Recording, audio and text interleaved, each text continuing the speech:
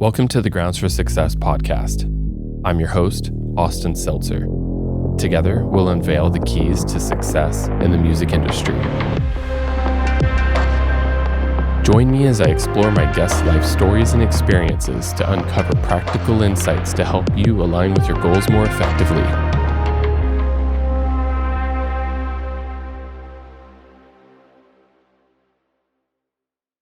Hey, coffee drinkers. Welcome to the Grounds for Success podcast. On today's episode, I have Siiickbrain. She's a good friend of mine, and we have the most intimate conversation I've had so far with any guest. We touch on very, very deep matters. So I just want to let you know right now that this episode is going to be deep and possibly sometimes difficult to listen to because Siiickbrain dives into very intimate, deep things that have gone on in her life. And I think through this episode, you will become much more empathetic towards people with mental illness, but people who have struggled with very difficult things in life. And through her eyes, we can see how she's overcome so many things that have gone on in life to do incredible things that have been propelled by trauma that she's gone through in life or her upbringing. And I think that this is one of the most beautiful podcasts that I'll ever create with somebody, because she's just such a shining light through the things she's gone through in life. In this episode, we'll learn about her early childhood and really how the community she grew up in was very judgmental, and it shaped who she was early in life, of course, but throughout her years as well. We will also talk about her mental health from a young age and kind of like how it affected her early childhood and through middle school and high school, and how she saw the different places that she would move and the different schools she would go to, how that would affect her anxiety levels and an eating disorder, and kind of like how that shaped who she was as a child. We will also talk about how she developed agoraphobia, a disorder that I looked up. I didn't really understand, but through her eyes, she wasn't able to leave the house and be in social settings.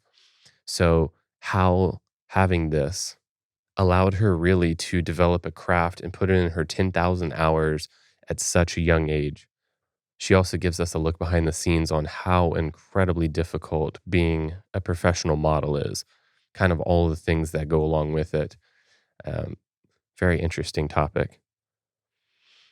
We also hear the tragic story about her best friend, Tristan, and how through him, she was able to move into music with a very authentic message that she wanted to just get out of herself. I mean, really like pure art. And then lastly, we'll talk about how Siiickbrain connected with Skrillex, really just through being incredibly authentic and doing something different. A really cool story as well. All right, let's get caffeinated. I think that you as a person, I've met you several times, but we haven't gotten to have any, I don't know, like lengthy, deeper conversations. Mm. But there's one thing that's so easy for me to see, and I'm sure that anybody who follows you or kind of knows, I don't know, you don't put a ton of stuff online, so maybe not. I used to. I used to be crazy on the internet. Okay, so people definitely know. You're like, I'm just gonna say like artwork through and through. I mean, obviously you're a beautiful person, but Thank like you. I feel like everything you do has such intention and such beauty to it. Whether I know your music is heavy and abrasive and beautiful and all these things, but it's all beautiful. It's just like what I mean by that is so thoughtful. And Thanks. I think that on this podcast, I want to explore kind of like the DNA of what got you to here, understanding how you function and how you think, and maybe we're going to explore things that you haven't really even thought of. Mm. And I think that that's kind of a beautiful thing as well. Yeah. So to start off, let's go all the way back. I'd love to learn and hear some about your childhood and where you grew up. I think it's North Carolina, Yeah. but some early family life and early things that you did in life. Yeah. Um, so yeah, I grew up in North Carolina. I grew up on a farm in the middle of nowhere. There were no neighbors. I was constantly terrified when I was alone in the house because I was like, someone's gonna come here. No one's gonna know. I'm gonna die. Um, fear. Um, yeah, so I grew up on a farm in the middle of nowhere with horses and um the community that I, went to school in and like grew up in was a very typical of a Southern conservative community. It was just not an open-minded community at all. There was also a lot of shame surrounding mental health. Um, yeah, basically, it was just very frowned upon, very judged if you had debilitating anxiety or any other, you know, problem with your mental health. So I'm forgetting the name of the book right now. Kind of a shitty thing to I'm referencing something I don't No, it's exactly fine. remember, but there's the lead researcher who deals with trauma Mm, wrote a book. I don't remember what college she's a professor at, but she wrote this book, and I think it's just called Trauma, but it's upstairs somewhere. I read it. mm, Beautiful book to help somebody who I didn't have any trauma growing up, and I feel very fortunate about that. And I've had to learn from my girl Cass a whole lot on empathy for people who have had trauma and to understand how that can change someone, like the fork in the road where things happen and whatnot. I got very interested in learning about trauma and anxiety. And mhm, one thing that this book talks about, and they know for certain now, that trauma is passed down from your parents. mhm, And so if they went through, or somebody, one of the two went through a very, very traumatic event, you can pass on that to your offspring. It mm, does change DNA. It changes their DNA if they went through really deep trauma. I mhm. think the people that they studied were like Auschwitz survivors and people that went through just incredible trauma and how that Right. passed on. And so I don't know, but do you know if your parents went or one of your parents went through something that was incredibly traumatic? Oh, yeah, I mean, I know my my dad and I have a very me and my dad type relationship. Like, there's always been, like, a wall there, so I'm not really positive on that. I love my dad. He's the best ever. He's, like, my favorite person. He and my mom both, they're incredible. You met them. Mhm. I did. Um, They were in this room. they were in this room. Yeah, we recorded some cello, Yeah.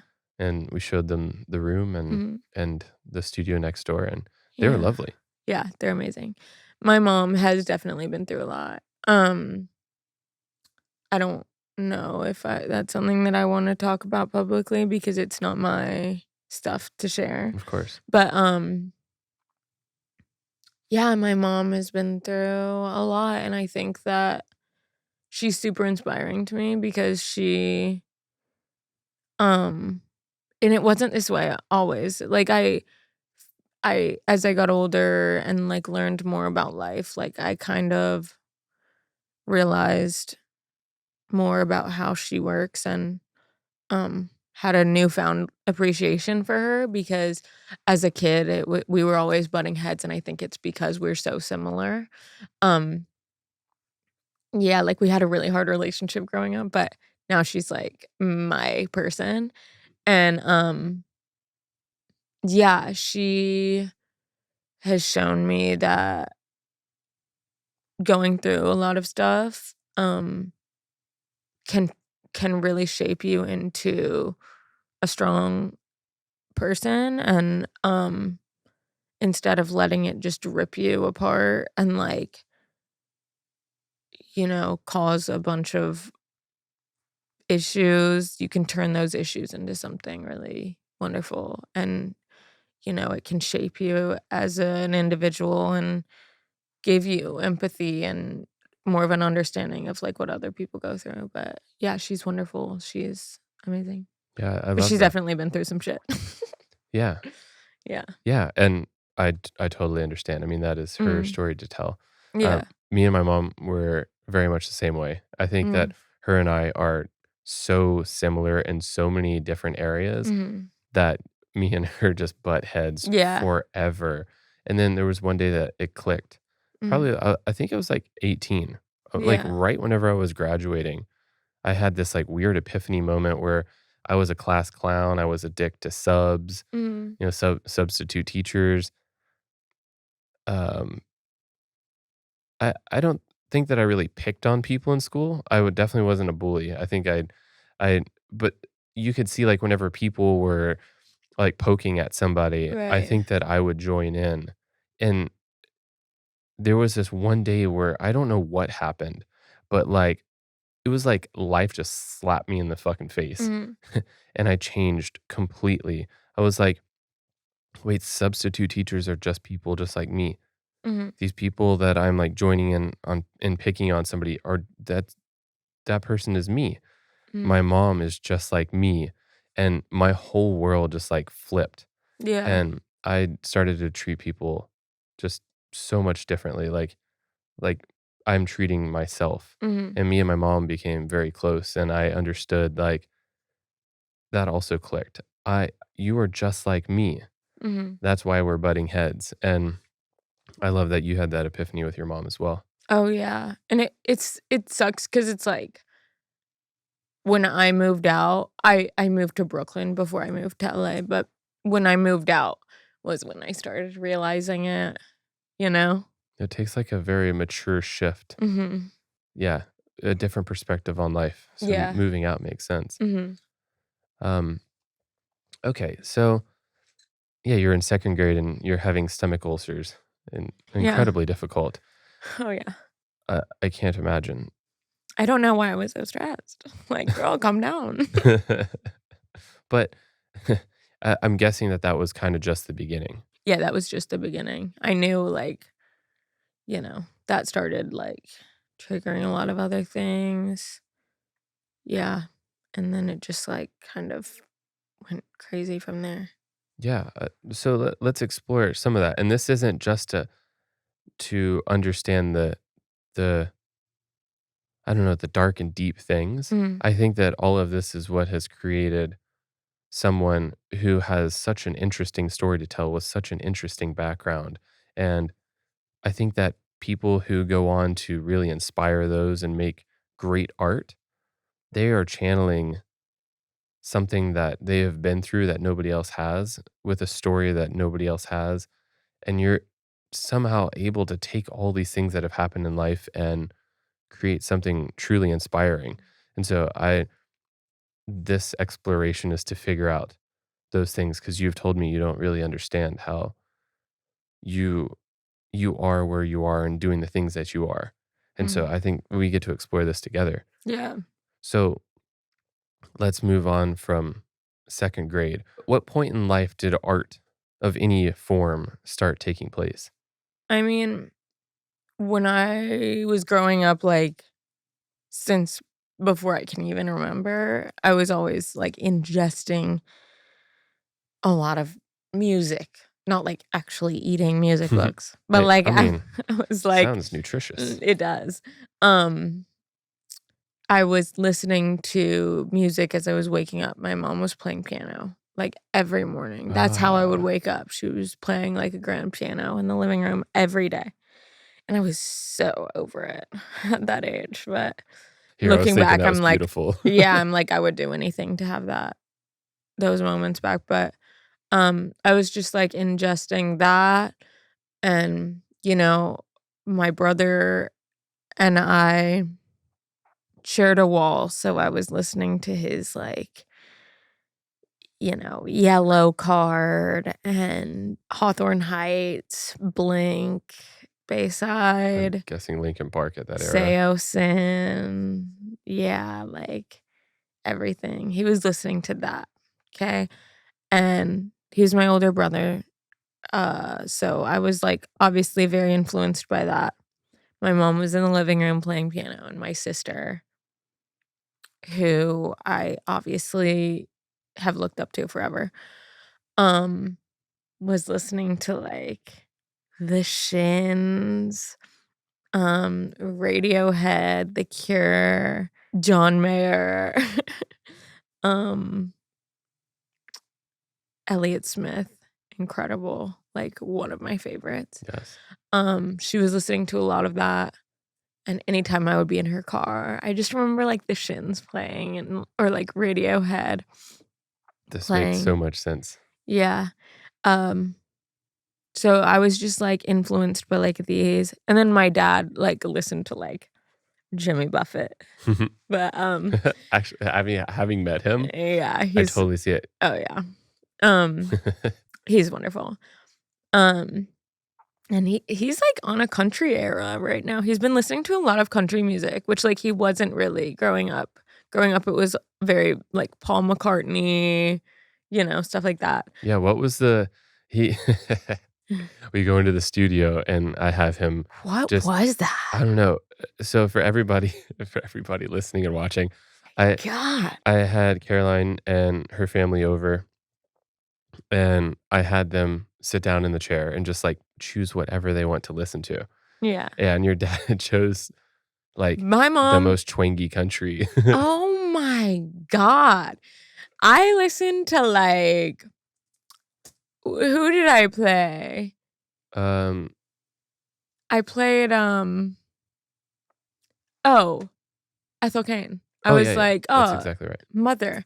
So, I was like, "Oh, let's listen to Ethel Cain because 'cause I've just been, like, living for her lately." Um, so I was playing that. My mom was, like, I think too shy to pick a song, so I was like, "Here, just listen to this, it's, like, a good one." Yeah. She, like, sits in the chair, she, like, listens. My dad's like, "I can't wait to pick one." And he picks one, and it's so country. I don't know anything about country music except for Shania Twain and the Dixie Chicks for lifers. I mean, I immediately looked over to you, and you're like, "Oh my god, what is he playing?" I was like, "Oh my God." I was like, "This place has never heard that music before." It's so true. So my dad picks this country music, and he's sitting there. The speakers are here. We're all behind him. He's like looking at the screen, starts playing the country music, singing along with his chest, having a country moment. And I am back there biting my lip, trying not to laugh because he's having his moment. Let him have his moment. But He was like, "I've never heard this he's way." like, I've never heard it like this. He was like so into it. He was singing all the words, and I was like, yes. But I was like, that is wild. I've never seen him or heard him listen to that music before. But anyway, he's on a country tip. But back to what we were talking about, I've had like all these influences surrounding me forever. And that was really like that was like the first thing that I was like artistically shaped by, I guess. And then I, of course, was like very into visual art. I was like drawing all the time. And I was doing, I mean, starting at around like 13, I started like doing my makeup and like doing other people's makeup and like really like getting into it and having a moment because I was like also dealing with like my anxieties and like agoraphobia. What is that, by the way? Agoraphobia? Mhm. Oh, I couldn't leave the house. I would like get super lightheaded and like feel like I was gonna pass out. Like I couldn't do anything. Even like there was a point where I was like really looking forward to going to homecoming. This was when I was like getting a little older. The agoraphobia was like actually like a thing when I was in high school. What age did that start? That started like seriously when I was like I want to say like 16. It became like an actual like real thing. I think it was kind of a thing like my whole life, but it was like a real thing that was extremely debilitating when I was like 16. 2 things. What were some of the really difficult things that you were dealing with at that time, if you're open to it? So basically, when I was like pretty young, I was trying to get, you know, I was trying to find like my place where I fit in. So I grew up, I went to private school, like I said before, um, until 7th grade. And I started going to public school. And I had like girls in the class, and I was like, starting to make friends with them. I was also struggling with an eating disorder, which is crazy because I kept that from my family forever. Like, they still don't really know, like, that's what was going on. I was, like, terrified of food. Like, I had a really bad fear of, like, being sick, and, like, I didn't want like, as my body was growing and, like, developing, it was, like, freaking me out. I've, like, had this weird thing with time my whole life, and, so I was, like, kind of starving myself, but I was also feeling really sick, like, super nauseous, but that was, of course, rooted in anxiety, um, and so it kind of led to, like, this fear of food, and my family was kind of just, like, never really thinking that that was a thing, and, both my parents are in the medical field, so they were, like, sending me to doctors, doctors, doctors, A few times, like, doctors would, like, bring that up, I would freak out on them, be like, "That's absolutely not what is going on," but that's what people who deal with eating disorders do, usually, It's, like, this very, like, "I don't have a problem," and that's what I would say, and they would be like, "Okay, then you don't have a problem, then you have a medical problem," and, yeah, it was just, like, eating disorder that was going on. I was also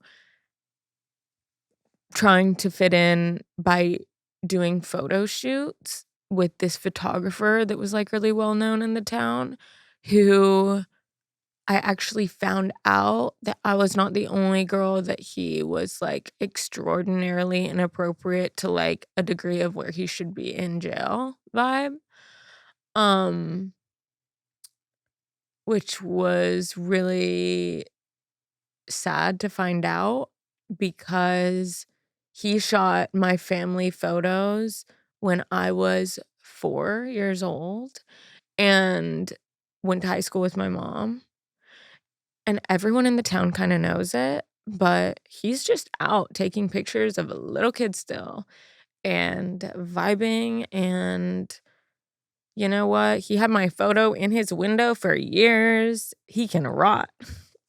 But anyway, so I was dealing with that, and I didn't wanna tell anyone because also, on top of that, my mom didn't want me to take photos with him. So when I got my license, I started secretly going to take photos with him because I wanted to fit in, and I wanted to, like, be, like find a way to have girlfriends and, like, find, like, my crowd, And I could never do that, and I was like, "Maybe if I, like, do some of the things that they're doing, maybe, like, they can find a way to accept me or think, like, I'm cool enough to be around or, like, cool enough to invite places or whatever. Because like, I needed to, like, try extra hard kind of because I just didn't have like, I was randomly coming in middle school to public school, so I was like, "I gotta try." Um, I mean, I guess the timeline I was started to take pictures of him when I was 16, but it was still, like, a progressive thing where I was, like felt like I had to continue to try, like, throughout my entire high school career, you know? Yeah, But anyway, so my mom, um, had told me I was never allowed to shoot with him. because she knew. I Yeah, mean, like, as I got older, I wasn't, like, allowed to go shoot with him alone, yeah, you know? I'm guessing because the town knows these things, but they're just not said. They never are said. So I had that go on, so that was something that was in my head constantly. I was, like, kind of living in fear of that, living in fear of, like, men, and then I, like, had, like, my first relationship that was god awful, like very putting me in a really weird place. So I would just like constantly was kind of being let down by men. Um, except for my dad, of course, king.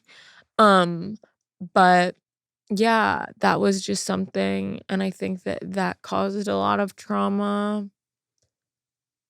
Um, And was this first relationship whenever you were 16? mhm, Is this the guy that you wanted to go to homecoming with? I think so. It was around that same time that we started Yeah. seeing each other. So, do you know how the agoraphobia started? Because this is a really interesting thing that I don't know much about. Um, it just started. Like, I always wanted to leave school, like, my entire life. Like, always wanted to go home. But was it preventing you from leaving the house? Oh, yeah. Like, it got there. Like, I would always leave school, like, my whole life. Like, I would be like, "Oh, I don't feel good. Like, I wanna go home." Like, that was, like, my whole life, basically. Um, but then in high school, it got to a point, and then I ended up finishing high school from home. Okay. Like, I would have people, like, teachers, like, bring my books and bring my assignments, and it was so bad at a point where I didn't even wanna see anyone from the outside. So, I remember having a teacher come and, like, bring stuff, to the house, and by the way, at this time, my only friend was my cousin who, like, had just gotten out of rehab. Um, he was, like, my only friend, and we laugh about this all the time now, but, I had a teacher come with my books, and I literally was so scared to, like, confront them and, like, see them and say a word that I literally ran to another room and, like, hid. Like, I was like, "Oh my god, like, act like I'm not here." You know? Like, I can't. Yeah. How to just explore this thought a little bit more, and then we can move on from Mm, this because I can see that how this is going to influence things, more current. But mhm. how did you start moving to a point where you could leave the house and you did get more friends and you actually looked forward I to. never really had real friends in North Carolina. I only had my cousin. Um, it wasn't until I moved to Brooklyn. Everyone in North Carolina was, like, making fun of me for, like, my mental health, because they didn't understand, and none of them were, like had been, you know, shown that. They didn't understand. They were like, "Oh, she's just, like, crazy." Yeah. Um And, like, it's weird 'cause it made me think that too. I was like, "I'm just, like, literally off the rails." And I remember there was a point where my mom was, like, telling me 'cause, like I said, like, we weren't really friends till I moved out. She would say, "You're just gonna be here forever. Like, you're gonna just be on the couch forever, and you're just gonna starve to death and be on this couch and not leave." But she was like putting this in my head, I guess, to try and, like, get me to, like, do something about it, um, like, instilling fear in me that this was my future forever. Um, yeah. Well, I I don't know how you left North Carolina, but first of all, I gotta commend the hell out of you Oh, for thank you. getting out. um, for multiple reasons. Like one, I know whenever it feels all consuming like that, your world is in this tiny town. It's Mm, very tough to leave. I mean, you've already said that going from a private school to a public school is very difficult. mm. Leaving and going somewhere else is so incredibly tough. How did you leave? What was the thing that got you to So, leave? basically, I was like, "Okay, I'm gonna prove to my mom that I'm not gonna go to community college." So I applied to, like, a few colleges. I got into one, um, like, probably 2.5 hours away. And I was, like, terrified to go, and I stayed in mental health, like, help housing, and, But sorry to interrupt you here, but It totally makes sense though, right? Mhm. Those are your people, not Yeah. because they're any sort of way. It's because Right. they weren't judging you. They weren't Right. saying that you are this, that, or the other. Right. You just you just fit in because they weren't doing that, and I love that. Right. I think that that's a great thing. Yeah. It was great, but I hated it. I hated it. I didn't wanna go there. I just, like, needed to get out, and it was the easiest transition for me. Like, it was the easiest option I had in front of me. I just needed to go somewhere, and that was the only place that, like, I could figure out how to go to. So I went there. I only went to that school for 1 semester. And by the way, I ended up graduating high school early. I Oh, graduated 1 semester early from high school because I was just like, "I can't. Like, I cannot keep doing it." So I crammed all my credits, like, into, like, 1st semester senior year, basically, and then I finished, and then I got to focus on my mental health for a little bit, and then during that period, it was so bizarre, like, I was on so many different medications trying to figure it out, going to so many different doctors, so many different therapists. I made one of them cry and, like, question her life. It's crazy. Um, and then I ended up bouncing and going to that school, and I wrote my parents a letter, like, um, midway through the semester. It was only like, semesters aren't that long, like, now that we're thinking about it, like, now that yeah, we're, like, older, it's like, bro, that's, like, 2 months, like, half a semester. yeah. Um, that's not right. I think, like, 3 maybe. I don't know. Maybe. Anyway. Half a semester? Yeah. It's like 3. Yeah, like I mean, 3. you blink and it's gone. Yeah, insane. So I wrote them a letter and I was already, like, done. I was like, "This sucks, like, I'm over it. I know that I can be out of the house," and by the way, my anxiety was getting so much more manageable because I had no choice but to figure it out on my own. I didn't have someone in my ear being like, "This is what you're gonna be for the rest of your life." People, telling me, "Take this, take that," I was figuring it out on my own. And I was away from all the trauma that I got when I was younger. So, I moved to Brooklyn. I wrote my parents a letter. I was like, "I gotta get out of here." It's like, "This is not what I wanna be I doing." like that you wrote them a letter. I did. It was an email. It was an email. Okay.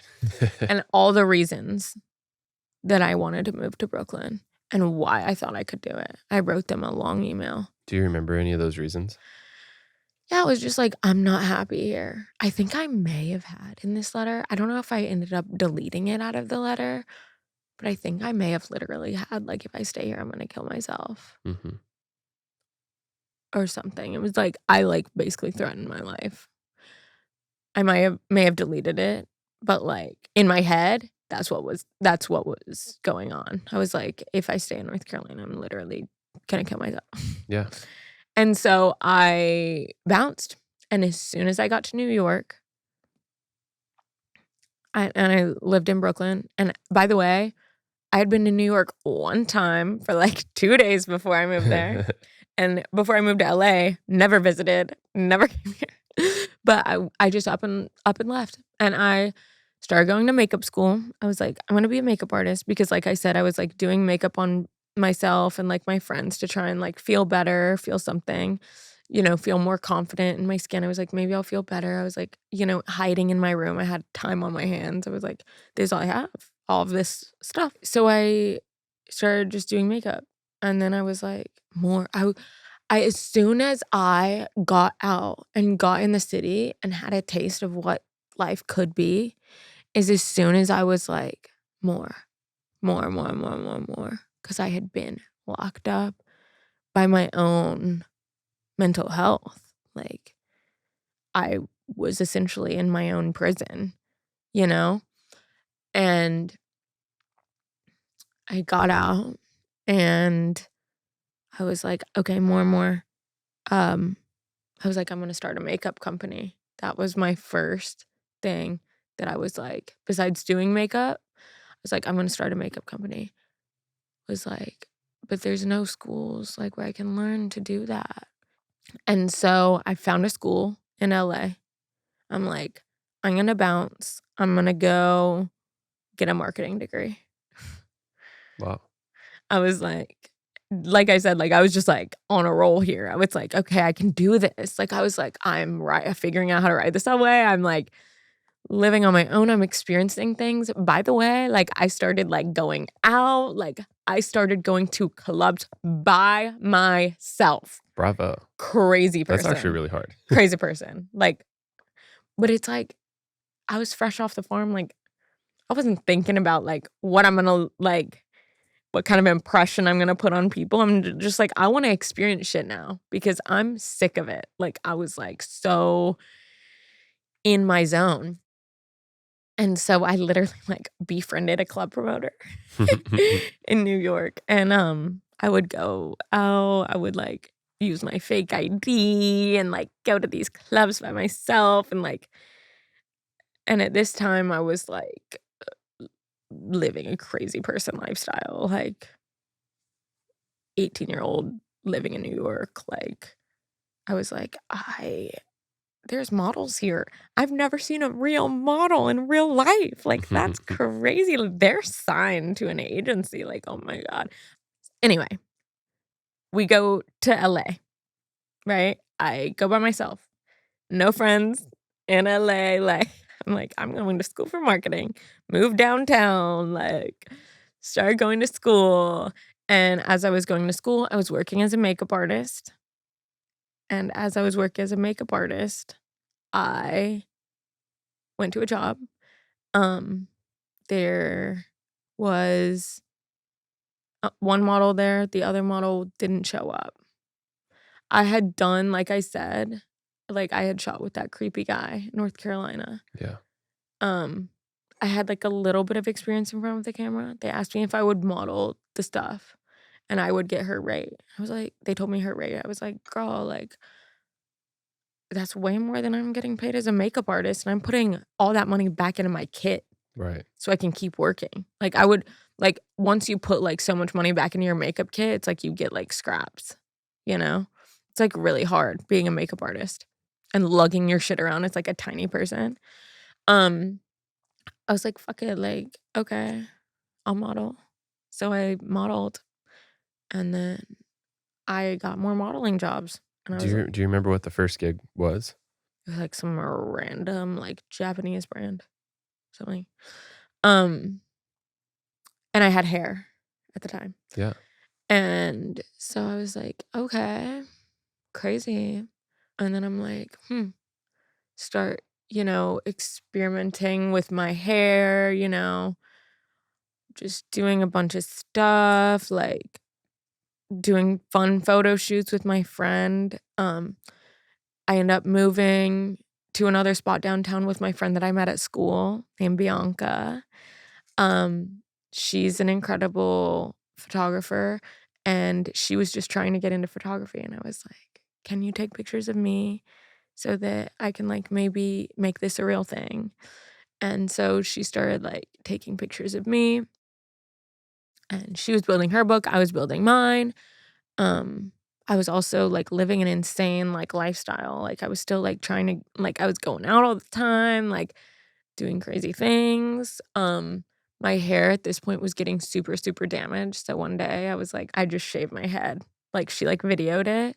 I shaved my head and she took photos of it. And like immediately, like I started booking so many modeling jobs. Yeah. And then, throughout this, like right before I signed to a modeling agency, there was a setback, like, in my mental health. Like, everything was going really well. Like, I was, of course, struggling with anxiety and stuff. But there was a shooting in my building Oh, wow. downtown, and my neighbor got shot in front of my door Oh my and God. died.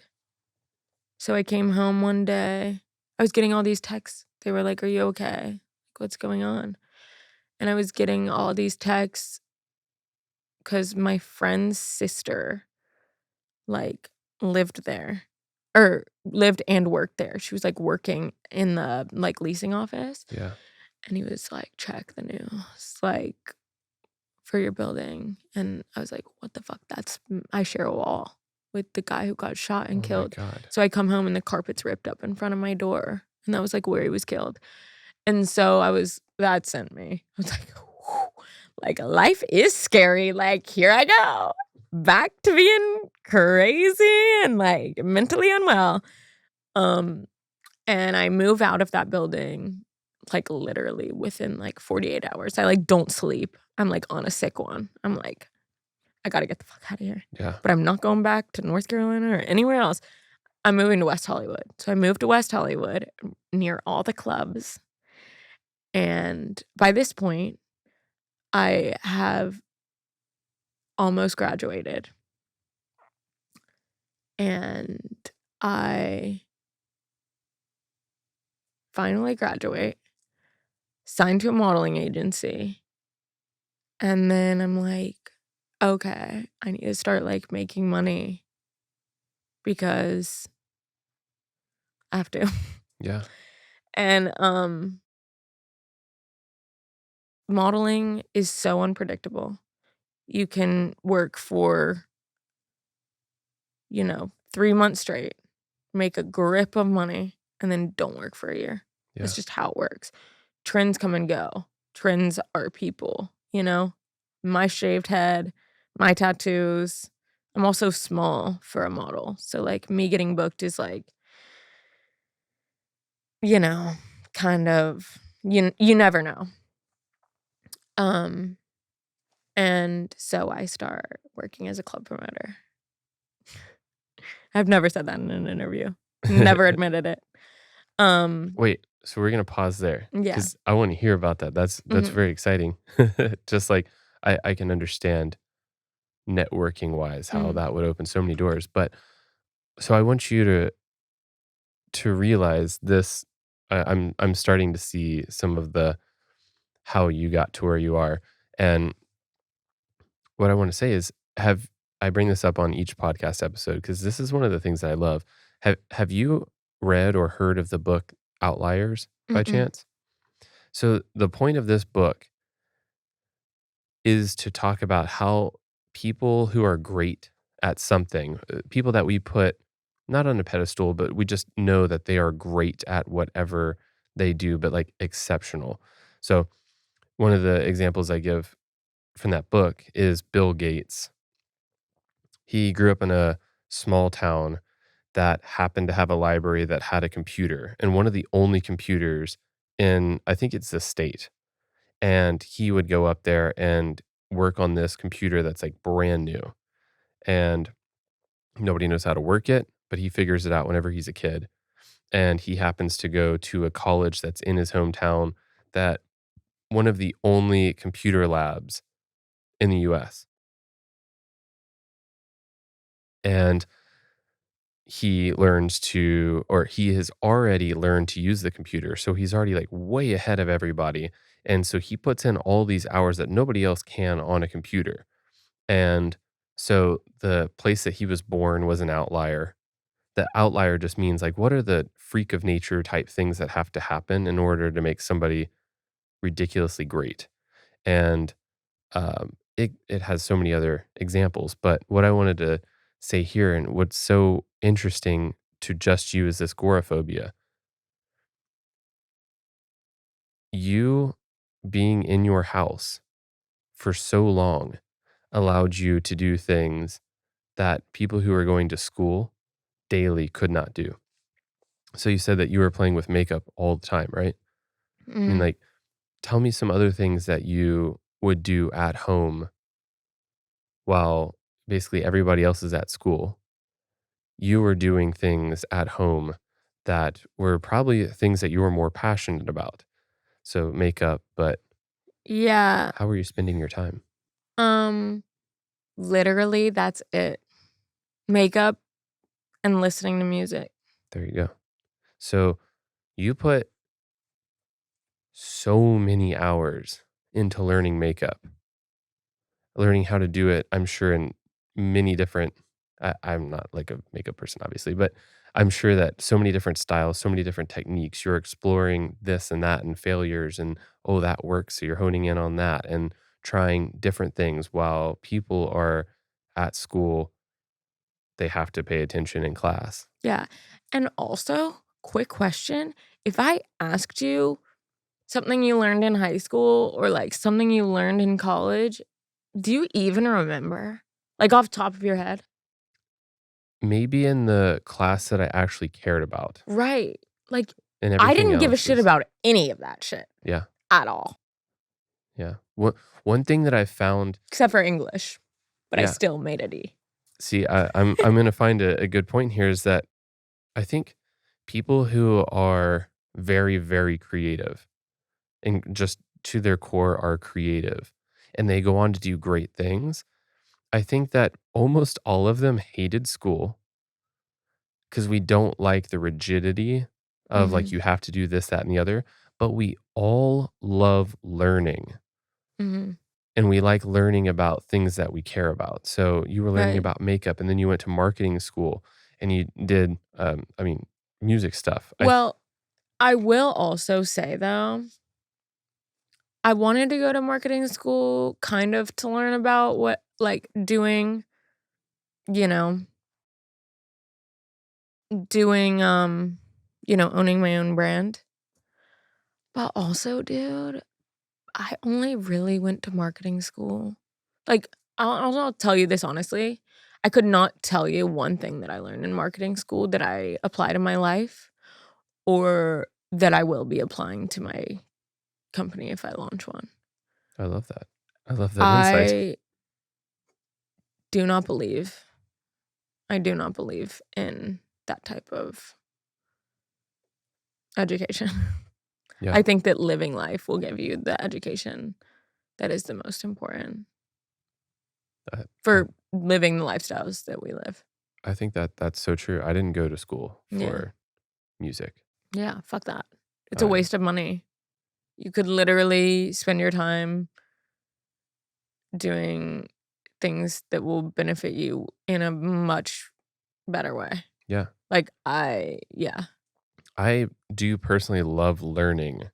Mhm. Like, so if there's something that I'm interested in, I will seek out either a book, an online course, Mhm. or something like that, and I'll just, like, take this one thing and Mhm. learn about this one thing. Like, starting a business, I went very deep into learning about that thing, Mhm. but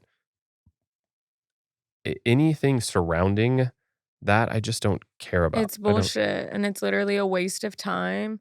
You will spend so many hours, like, working on school projects, homework, reading things. I mean, I think reading is important, and everyone should read. But it's like, bro, I don't remember anything that I read in high school or college. Like, that shit is wild. Like, Yeah, I'm very much on the same page. I didn't give much of a shit. I made yeah, it's really just good a waste grades, of time. except for in math. I fucking suck at math. But Oh, yeah. um, but to the point that I was saying with the agoraphobia thing, that is part of your outlier, or that is your outlier. You put in so many hours into doing makeup, and that's what propelled you to get out of your hometown. That's Mm, what sustained life while you're in New York. You came out here. That's what sustained life mhm, for a while, is because you honed in this craft that you were so good at. And I think that as we keep on talking, I know that makeup and beauty is going to be like a very deep fabric of who you are. mhm, And if you didn't have agoraphobia, if you weren't at home constantly doing makeup, maybe you would have gone to school and come home and done it a couple hours, but then you would have had homework. I'm sure your parents would have made you go to sleep early. Like, mm, this circumstance is what allowed you to hone in a craft that nobody else could have had the amount of years that you had whenever you went to New York. mm. So I find that's a very deep fabric of what makes you special. Is like you were able to put in hours at an early age in this craft that's so creative and artistic. Thanks. And now we can go back to you being a club promoter. Oh my God. So yeah, I was a club promoter and I was modeling at the same time. And during this period of time, I was like going through a bunch of crazy shit that like I never thought I would go through. Like what? as I was modeling, and it's crazy because I was like, I swear I'm never gonna bring this up.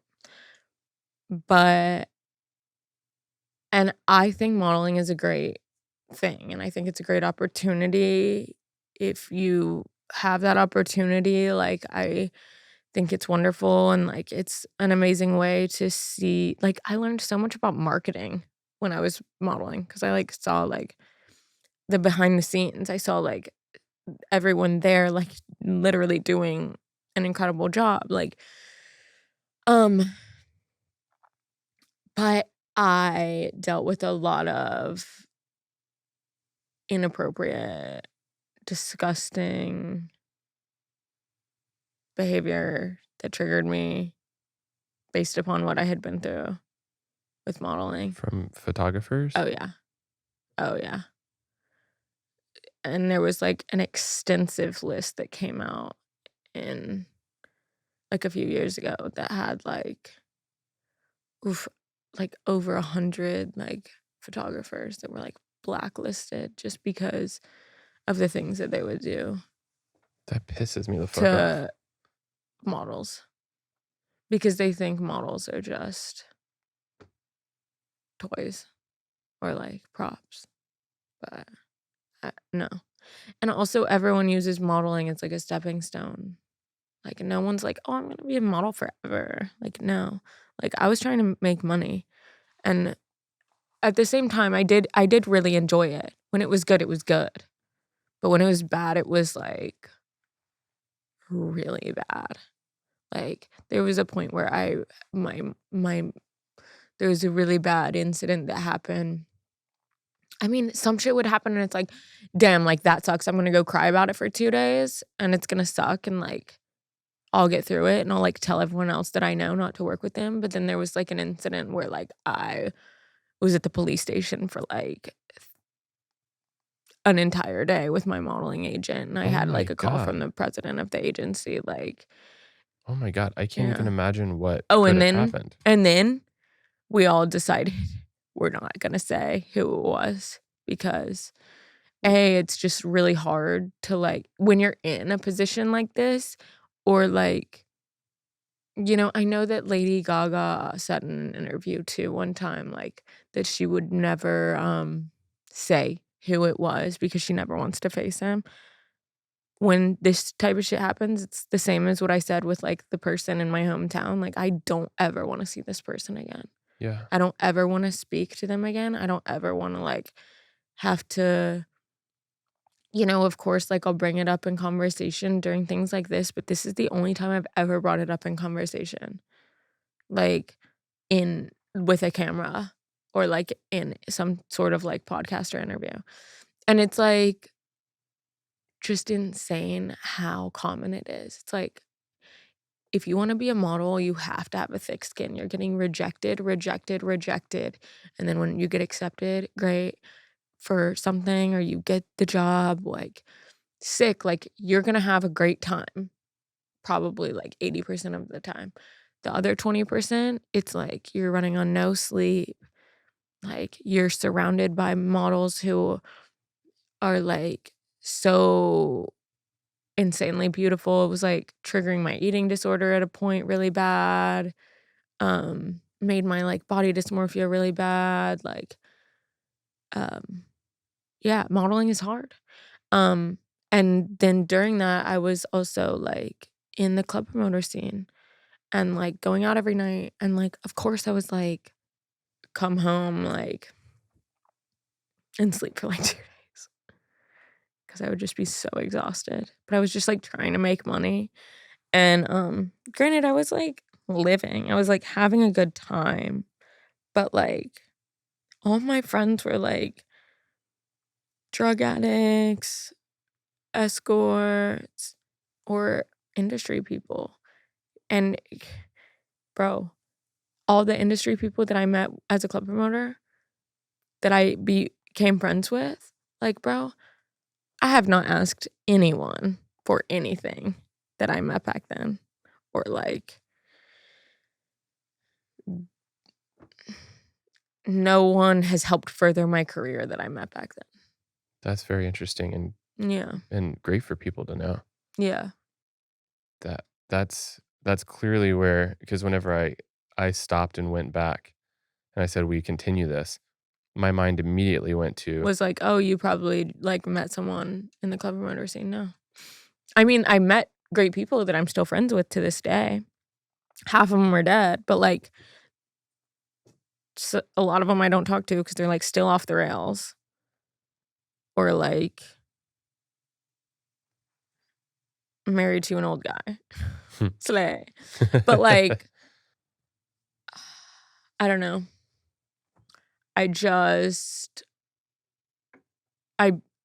That's when I met like Kels and like Maud and like everyone. I met them all back then, but we haven't worked together on like a music level. yeah. But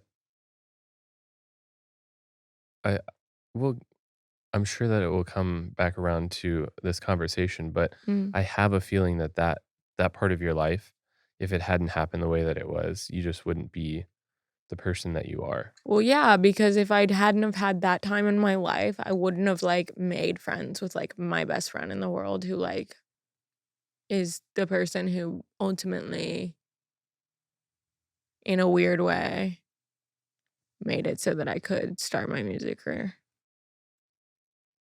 Yeah, who is that person? My best friend that I met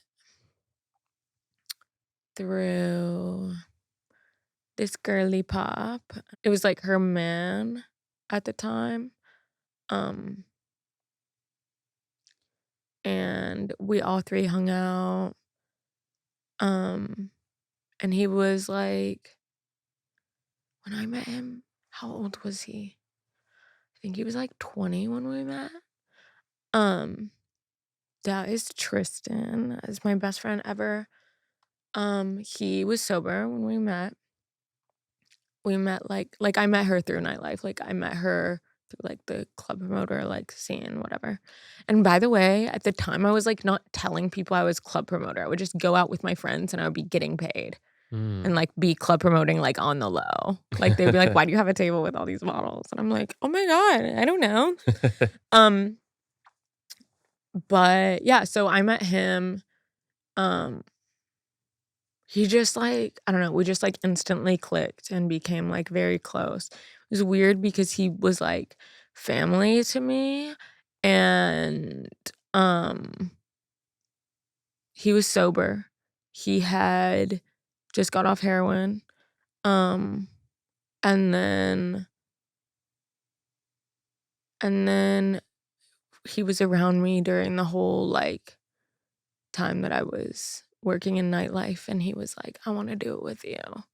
And so we became this like power nightlife duo and became so close. He tattooed his name on me. Slay. I I love tattooed that. mine on him in the same spot. Um, because I like got a tattoo gun for Christmas one year.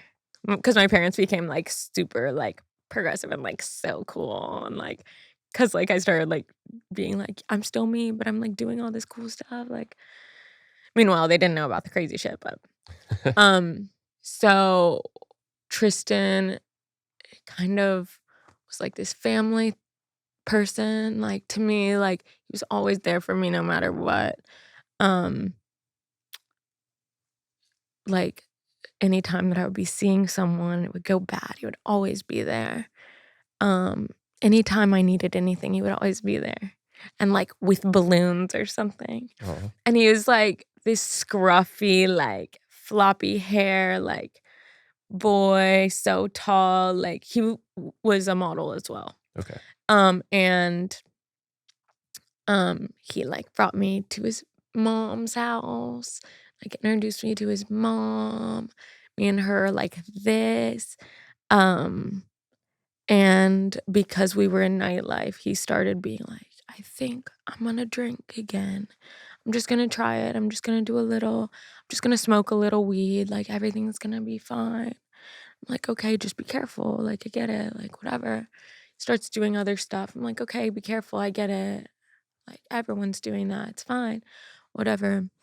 Um, and then, he had dealt with a lot growing up, and then it just started becoming like he was, like, doing more things, and I was doing less things, and I was like, "This is freaking me out, like, it's not going good," like, and then I was, like, falling in love with him because he was, like, my best friend, he was my person, Um, and then he would be like, "I can't be with you because I'm not doing good right now. I need to get better and do all this stuff." And I'm like, "Yeah, like you do, like, but I'm here. I'm like supporting you." There was a point where he was like trying to get sober at my house and he was like having seizures like on my floor, like hitting his head on the floor. And I was like just holding him because I was trying to get him sober because I knew like he needed to get sober because shit was getting bad. Like he was doing bad shit again. And, I was like, "You can do it." Like, I'm practically sober at this point. I'm just like, I'm over it. Like, I'm seeing all the bad shit. I'm tired. I'm like fucking exhausted. I'm like, "Come on, like, you got this." He ends up getting sober again. And then we're spending a lot of time together, but he's like so sad. He's like so depressed. He's like, "I miss not being sober." And this is like the classic like story. It's like, if I don't do drugs, I'm gonna kill myself because I hate being sober. Like, I hate it so much. Like, I hate the way I look, I hate the way I feel, like, I hate this, I hate that. And then I'm like, "Okay, well, if you, like, need to smoke weed again to be here, like, you can do that. Like, whatever." And then the whole, like, timeline is so fucked up to me because everything was happening so quickly, and, like, there would be time periods where, like, I wouldn't speak to him or, like, he wouldn't speak to me or he would just be rogue. There was, like, a time period where his mom kicked him out because he started using again, but, like, just little things, and then, he started staying with friends, and then fall of 2019, um, he didn't come to my birthday, which was in November, and I was like, "Where are you?" Like, this we're like this, Yeah. we never were, like, fully dating because he was always like, "I just wanna be better, and then we can be together, like, at some point, like, I know we're gonna, like, have kids together. I know we're, like, getting married, like, I know we are," like, and I'm like, "Yeah, because 'cause you're my best friend," and, like, all this other shit. Anyway, um, so he didn't show up to my birthday. I was texting him. He, like, hit me up the next day. He was like, "I'm sorry I didn't make it." Everything misspelled. I'm like, "Bet." He, like, sent me a selfie. He's like, "Where are you?" I'm like, "He's, like, on another planet." Like, "Alright, whatever." My homie was like, "Don't see him when he's like this, like, da da da da da," and I'm like, "Okay." Biggest regret of my life. He was, like, bouncing around from, like, friend's house to friend's house, and then I talked to him on Christmas because I remember I was, like, in North Carolina for Christmas, and I was like, "Merry Christmas," like, "Da, da, da, da, da," and he's like, "I'm in the hospital." I'm like, "What the fuck happened?" He's like, "I don't know, I woke up, like, I think I OD'd, like, on the sidewalk or something." Like, he OD'd with his friends that he was with, that he was, like, couch surfing, like, he was crashing at their place, and I guess it was, like, a drug dealer or something, Yeah. and they dropped him on the sidewalk and called 911 because they didn't wanna get in trouble. Oh my god. So he woke up, like, on Christmas or, like, one of the days, like, before or after Christmas, I don't even remember, 2019. He was like, "Yeah, I woke up in the hospital, like, I think I OD'd." I'm like, "Oh my god." Um, and then I'm like, once I get back in town, like, I'm gonna make more of an effort to, like, be around him and stuff, like, even if he's not sober, like, it's fine, like, I just need to be around him. And then I was like talking to him, like, and then I run into him at a party in January of 2020. And well, I told him to come. And this was also right after I met Maggie. I met Maggie in like, I think it was like November, December of 2019. And we immediately became like best friends. And I was with Maggie at this party. I was like, I can't wait for you to meet Tristan. He's like the best person in the world. He's like me. Like, we're the same. He's just like going through it. But you're gonna love him. So he comes, and at that party, it was me, Maggie, and then I met this guy named it was a different Austin. It was named Austin. But he was like, have you ever thought about making music? And I was like, not really. I mean, I know I can scream because like an ex that I had that was like in the music industry, like heard me scream to Hawthorne Heights, like Ohio's for Lovers, like for fun, like being funny one day. I think we've all screamed to that song. Yeah. And he was like, wait, why can you actually scream? And I was like, I have no idea that I even could. But anyway, so I like had in the back of my head that like if I ever wanted to do music, which I did my entire life, I wanted to do music, but I was too scared. And so I was like, yeah, do makeup, whatever else, stay like, in the back. But I was like slowly getting pushed like more like in front of the cameras and like whatever. Anyway, so back to that party, I met that guy. He was like, have you ever thought of doing music? I was like, maybe we could like fuck around, like make something one day. Tristan comes. I introduce him to Maggie. My good friend Daniel is there, who was like also like it was like the trifecta of like the nightlife club kids. Like it was me, Daniel, and Tristan. And Daniel was there. And me and Tristan like went out on the side patio and we're like talking for a long time. And it was like, oh yeah, like we should just say fuck it and like be together or whatever. And then I'm like, okay, but I need to go home. I'm like so tired. I like say bye to Maggie. I say bye to Austin. And then like I say bye to Daniel and then I turn around and Tristan's there. And Daniel's like, why don't you guys just like date already? Like this is fucking ridiculous. We like kiss and he's like, whatever. I'm like, okay, I'll see you soon. I leave. We like make plans like a couple weeks later. I'm out. Or we make plans. I FaceTime him. I'm like, I'll see you tonight. Like, do you want to hang out tonight? And he was like, I have something tonight, but let's hang out tomorrow night. I was like, I can come with you to the thing tonight. And he was like, no, it's like too dangerous. He's probably like doing some like shady like drug deal or something. He was like, it's too dangerous. I'm like, okay. Even though like I can hold my own, I can literally get with you. I don't care. I just want to be with you. I don't care. He's like, I'll see you tomorrow. Like, let's go out tomorrow. I'm like, okay, bet. I go out with my friends to Warwick. Couple people in nightlife and Femme. You know Femme? Yeah, I do. Yeah, with green hair, my queen.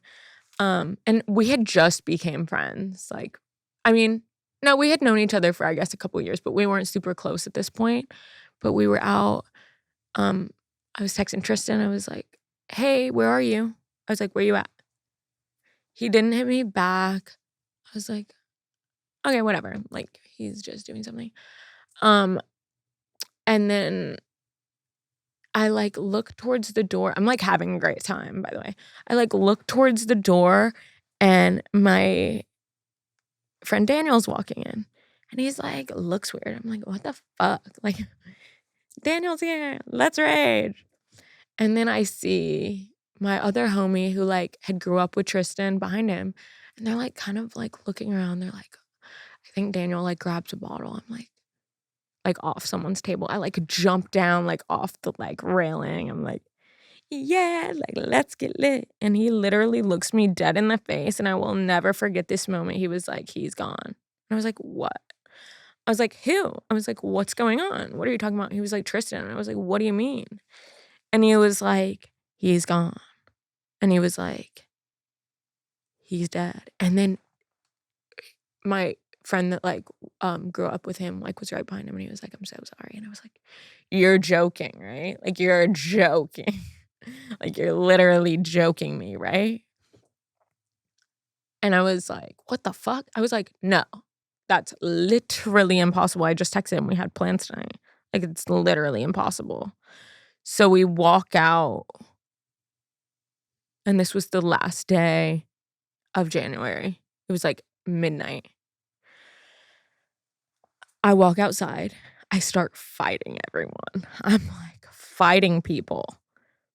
Fim is like chasing after me. My other homie is chasing after me. I'm like fighting people. I'm like, there's no fucking way. Everyone shut the fuck up. I'm like, the bouncers are staring at me. I'm like screaming, kicking shit, breaking shit. I didn't even know that I had this in me because I am not that type of a girl. I was like, we're calling an Uber to his place right now.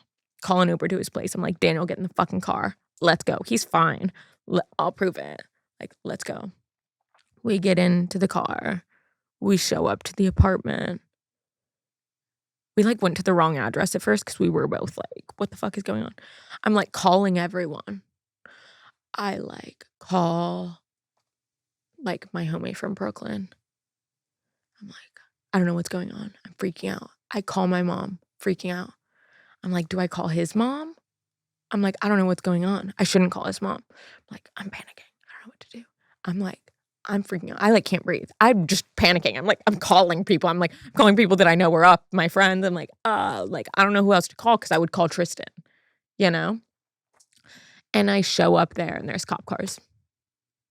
And I'm like, you're fucking kidding me. And me and Daniel run like top speed to the elevator. And we're like, we get in the elevator and they're like, who are you? And we're like, both like at the same time, we're like, oh, we're his family. Because that's like what it was. And we get up there. We walk to his apartment. They're like, okay. They like didn't question us. We said we're family. We're like, good.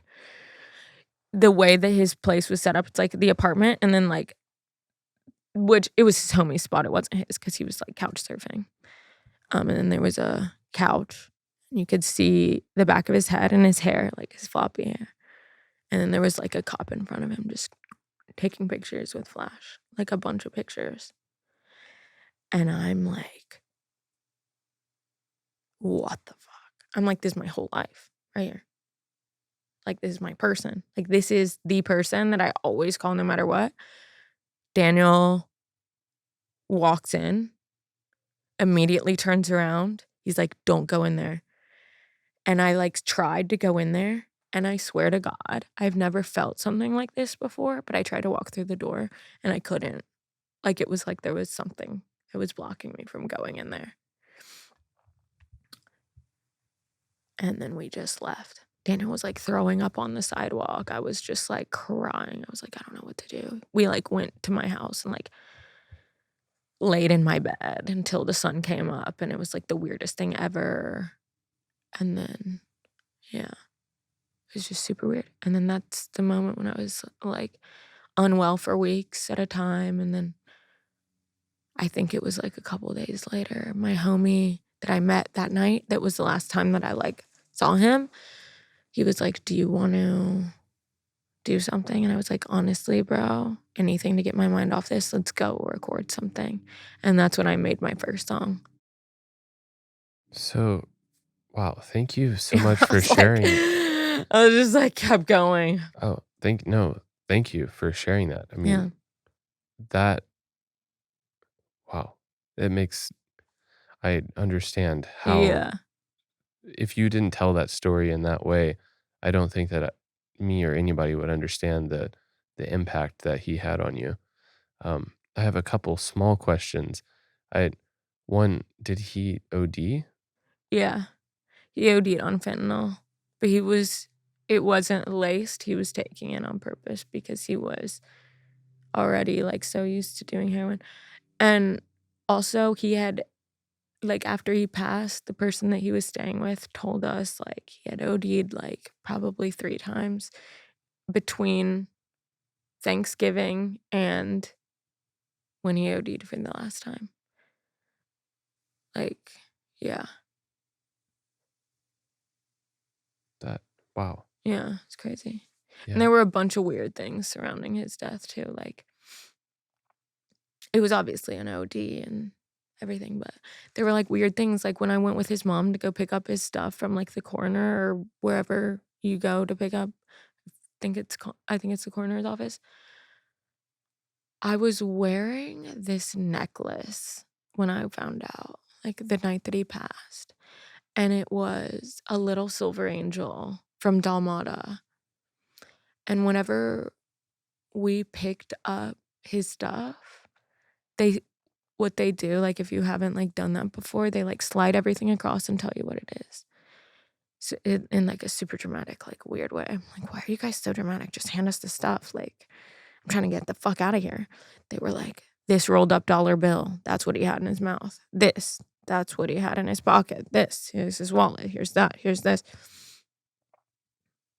And they slid across the exact same necklace that I was wearing that night when he passed away. Wow.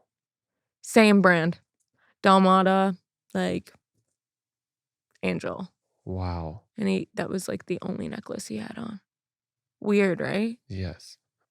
And so I feel like he's like kind of always like with me and like kind of like I'm like, oh, I have like these unexplainable like things that happen to me now. And I'm just like, bro, I don't know, like I feel like I'm a spiritual person, but like honestly, like the only thing that I can even like chalk shit up to is just like it's him, you know? When shit like weird happens. I'm like, how come like I had been listening to like this one artist and then they hit me up and like they want to do a song? Like it makes no sense. How come I've had like the amazing opportunities I've had since the beginning of 2020? No sense, bro. And I'm not like a TikToker. I'm like just an artist. And it's just so weird. Yeah. But anyway, that's that. So that's how I got into music. Yeah. You said that he's the one who really opened the door for music, and you haven't explained that yet. I'd love to hear. Yeah, I mean, my whole life I like had it in the back of my head. I had like visions like in the back of my head that I was gonna be like performing for crowds. You know, at like festivals and stuff. And I was like, I could never do that. I'm scared to leave. Like I'm scared to see one person, let alone play for a crowd, let alone I don't even think I'm a very good singer. But I can write because I've been writing since I started like being like a club promoter. Like I just started writing all this shit down because like it was weird. Like I was like, Mom, why am I dealing with all this crazy shit? And like, who am I gonna tell? Yeah. So it literally was the fact that he passed that literally grabbed my fucking face, shook me, and was like, this could be you tomorrow. You could literally die in a day. So why don't you do what the fuck you want? Because life is just simply too short. We don't know what's after this. Like, we don't know if we're going to have like our own we don't know if we're going to be able to do what we really want after like we're not on this earth. Yeah. So like we might as well fucking just do it. And so I just didn't leave the studio. Like I just kept going back. Yeah, because Yeah. it was removing you from the pain, and Right, you but could it was channel it somewhere. right. And it was also just like screaming in my music, just like was super cathartic. And also, like, bro, the first song that I ever wrote was about him. I still to this day just like can write a million songs about us, you know? But yeah. Let's we talked before sitting down about how B or Brent Mm-hmm. Beepus, uh, I guess the beauty school dropout guys are going to come up a lot on my podcast because Yeah. I love them. Mm. I want to know how you met. Did you meet BSD or was it So B? I met BSD briefly through like I kind of knew Cole a little bit more through Bianca, the photographer Mhm. that I lived with, she was really tight with them. So I had met them, like, in passing and stuff. And then, and I don't even know if they had music out at the time, but I met B on a modeling job for, Makes like we were, makes like, sense. doing some shit together, and we just, like, hit it off, and, yeah, we ended up recording with me, him, and Diego. Yeah. I Yeah, think that was, like so I met him, and then, like, the whole thing with Tristan passing happened, and then they were, like, some people that I got in with, like, at the very, very, very beginning.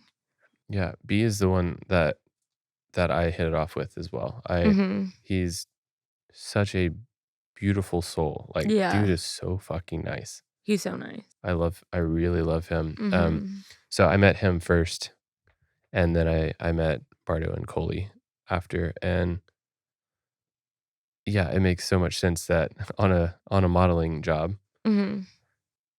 I'm guessing he had a buzzed head then? Yeah. Yep, Yeah, we were, like, twinning. yep. So funny. That that makes sense, and then okay, so at that time, well, he introduced you to Diego, and I told you that Right. I went to the Blackbird Academy in 2015. I don't know which year he was before me, but whenever I moved out here in 2016, I was connected to him, Mhm. and we haven't hung out all that much, but I love Diego. He's an awesome dude, and so your first recording session ever was with Diego. Was that It with was either with Diego or Austin. They were probably both within, like, a 3-day span.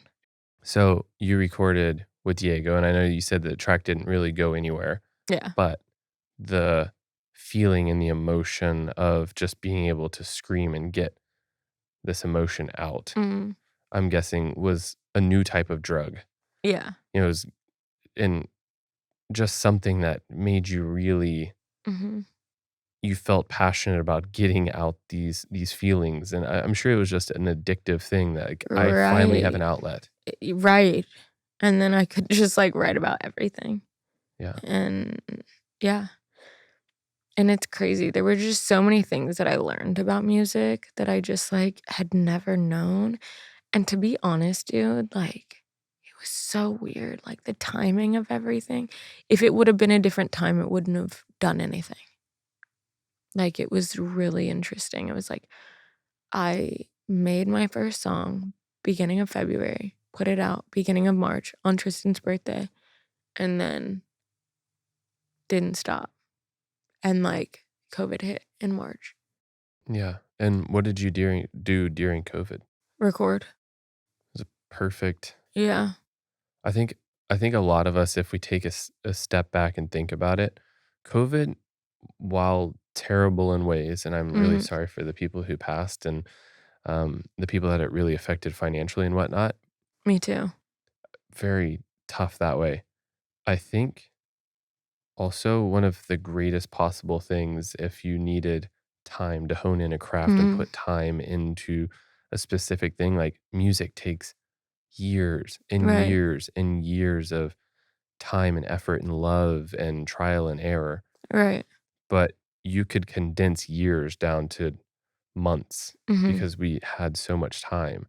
Right. So just being able to get in, record, put your feelings into something, learn the ins and outs of probably how, like, if you're working with Diego, how to tell him what you want. Mhm. That's a whole new vocabulary. But the Right. cool thing is you've been so deep into music, listening wise, for so long that you have an ear. Mhm. You didn't have to train that. You Mhm. just had to learn probably how to How to, like, say verbalize yeah, what you wanted. exactly. Yeah, it's a beautiful thing. Yeah. Yeah. I mean, yeah, thank you so much for sharing all that. Like, Yeah, I'm of still course. trying to absorb I've never had anything happen to me like that. And Yeah. so, like, I have never been in that position, but I can really understand by the way you told that story, how that shaped where you're at right now. Yeah. It's weird. I'm like, I don't know. Thanks. So, I'm really curious with having so many tattoos.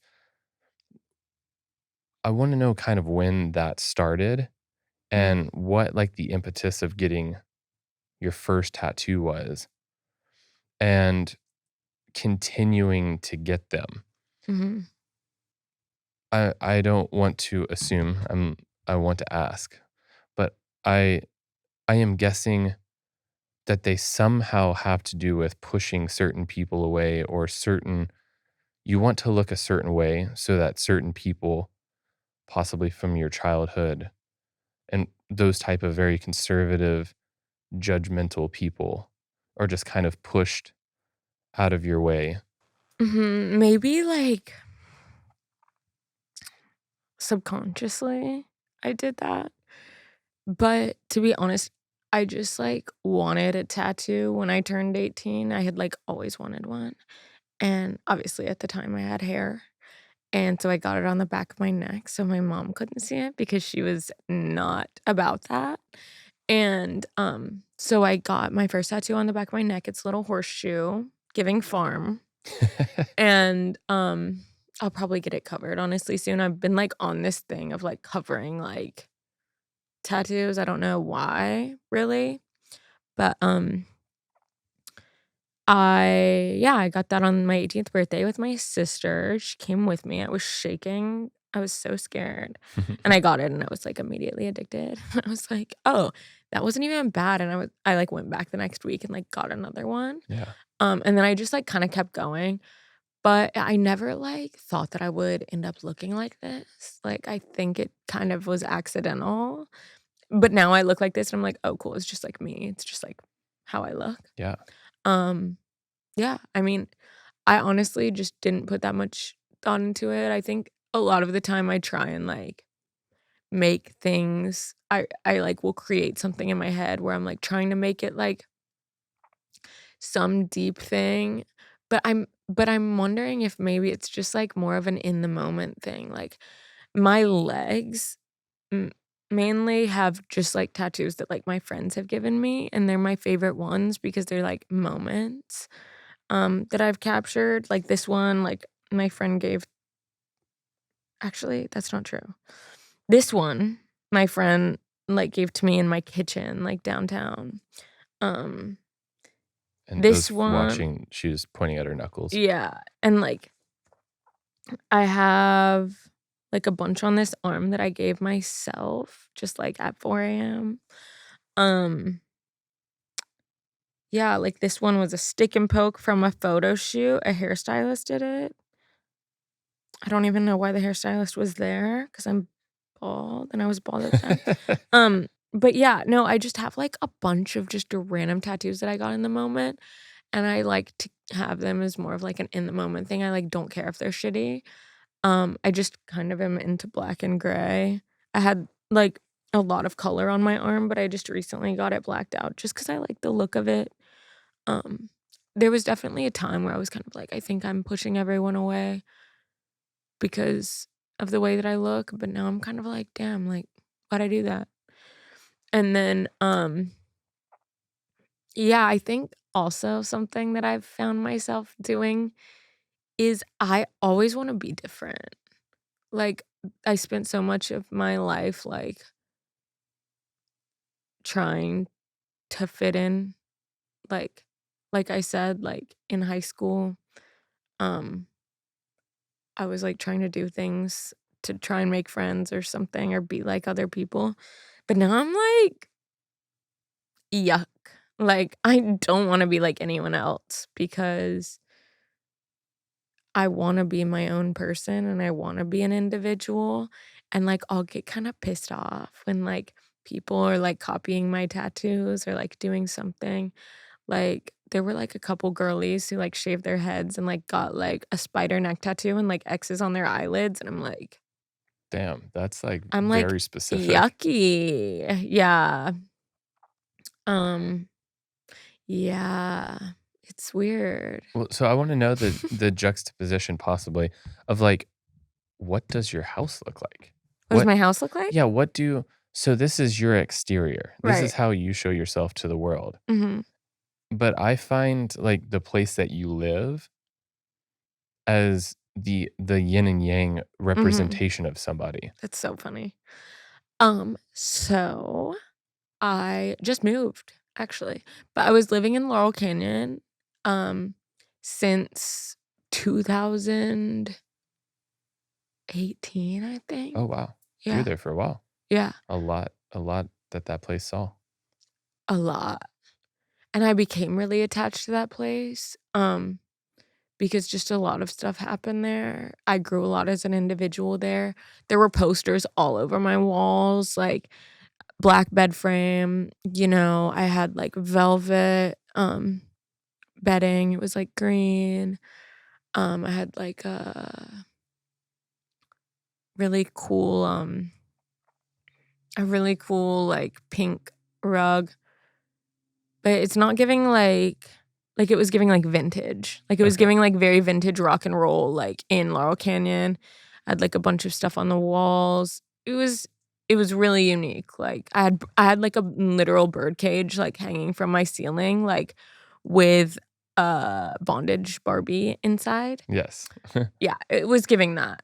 And a bunch of Polaroids too on the wall. I'm like trying to paint you a picture. I love it. I can see it. Yeah, and a lot of books, a lot of records, stuff like that. It's just giving like Laurel Canyon rock and roll room. And so I moved out a couple months ago. I needed a change. I wanted to live on my own because like I had friends coming and going, like living in the other room, which was cool. But yeah, a couple months ago, I kind of realized I was kind of like living for I like have this like people pleaser thing inside of me where like I just always want to make sure everyone else is comfortable and happy, but at Yeah. my own expense. And it was really starting to get at me. Like I was really losing my sense of comfortability in my own home. So anyway, I ended up moving to a cute little bougie high rise in Hollywood, which is weird because I was like, I'm never moving down out of the canyon because I love it up there. I really do. It's beautiful. But I just kind of wanted to be somewhere like really safe. So I have like a concierge doorman. Cute. It's a little space though, but it's all white. It's all white. It's a lot of different textures. Like I'm super about textures right now. I have like a like stone table. I have like a bunch of like my bedding is made out of what's that like? It's linen bedding, um, neutral tones, a lot of plants, big view, 14th floor. It's giving something, but it's giving small, but it's giving I'm living here by myself and I need zen spa cleansed vibe. I It love it. always smells like sage in there. I always have candles burning. And if I have lights on, it's just little warm orange lighting everywhere. That's like the same color of candles. I love that. It's all like wood. Like I kind of wanted to emulate like the one hotel a little bit. But anyway, that's my new place. Yeah, I love that. That kind of makes sense. I Mm. I don't know why. It's mostly like your music, the way you look, very edgy Mhm. and like rough beauty. And I figure that there's like some kind of juxtaposition of balance Mm. and your places is Right. that it sounds like the LA is chaos. Mhm. And you said that your mind at times is chaos and the place that you live brings you some zen. Okay, I want to move on to kind of the main point, I suppose, Okay. of the podcast. Although all of this really is. Mm. But what does success mean to you? Right. It's a very deep, thoughtful question. Success to me has changed. I think when I was in the before time. In the before time, like before I really grew up. And I'm telling you, the beginning of 2020 was a huge change in who I am as an individual.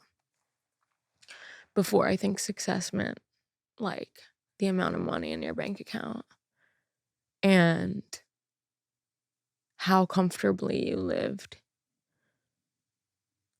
But now success to me just means, like, literally, as corny as this sounds, it literally means just, like, having done or having access to do the things that, like, really fulfill me as an individual. Like, one of the things that I want in life is, like, just to have out an incredible body of work that I'm really proud of as as me. Not like, "Hey, what do you think of this song? I want your opinion." Like, mm-mm. Like, what do I think of the song? Yeah. 'Cause I've had to, like, figure that out lately. And, yeah, I think success is literally just being proud of who you are as an individual. The beginning part of your answer, I think, is my exact definition of success. It's Mm, if I have an idea or some avenue of creativity that I want to explore, that I have the ability to do that. mhm, I, that is a financial thing. I need to know that if I want to start a coffee company, that I am able to do that. I have the resources, if that were some money needed, or if that's relationships mm, or whatever, that I have the ability to creatively pursue mhm. something. If I feel like that's too high and I can't really go for that thing right now, I need to step up Right. to be able to go for that. Like I want to be able to creatively fulfill Mhm. my dreams that pop up. Yeah. I, and yeah, I think that success, the definition always changes. Mhm. But I think throughout this talk we've kind of explored why. I mean, I you are absolutely successful. You have set your mind to several different things, rolled with so many different punches in life, and you just keep on moving forward, and you keep on striving to create art. Um, and I think throughout this podcast, we've really explored why you are so special and Thanks. why why people should look at your art. And I'm certain that people feel like you can, whenever you listen to your music, whenever you look at your posts, like your um, modeling stuff, where you are wearing these crazy, extravagant, like alt pieces of clothing. Like it's just like mind-boggling how cool these pictures look. The artwork for all of your singles and music. I mean, it's just like so well thought out. I think throughout this conversation, people can understand that you your story is just very special, and you Thanks. have used all these experiences, very tough experiences, and you've honed them into something that I think resonates profoundly. I genuinely feel that. Thank you. Yeah, and I'm certain that if we did this a year from now, will look slightly different. I think that's a thing Mhm. that always changes, I think so too, yeah. but I don't think happiness does. It Mhm. I think that that's one part with everybody I've talked with. Success goes from a materialistic thing, which is probably always there. I'm certain Mhm. that you want to be well off financially, and um, you want to have great friends, and you want to be able to explore things creatively and this and that. Mhm. But I think the one thing that always stays constant is the happiness aspect. You want to be doing things that make you happy. Mhm. Yeah, absolutely. Sometimes I don't know what that is, though. Like, I'm sure a lot of people feel that way, like, sometimes I'll be in my room and I'm like, "What do I even feel like doing?" You know? Yeah, It's weird. I think that's very human. Yeah. We don't always know until we Yeah. know. No, you're right. There's a moment where something will hit you and you're like, I have to do that. Yeah. Absolutely. that is what I have to do right now. Mhm. Tattoos. It's Yeah. that feeling like whenever you have that spark, I Mhm. think the ability to act on it right there, Yeah. that's one of the best feelings. Mhm. I want to talk about this that you wrote there. Leave something for me. And you Yes. slightly touched on it before, but why did you write leave something for me? I wrote that because it's kind of like a reminder for me, but also I just had this conversation with my manager, and he's also, like, one of my closest friends. He's wonderful. But, we both struggle with, like, this is just, like, a topic, like, super relevant in our lives right now. Like, we just give so much to other people in terms of, like, making sure they're comfortable at our own expenses, or, you know, giving so much time, or, like, listening to someone going through something for so long that it's like, but they didn't even listen to what I'm feeling or what I'm going through. They're not leaving a second for me, you know? Yeah. It's kind of like what it feels like. It's a reminder to just, like,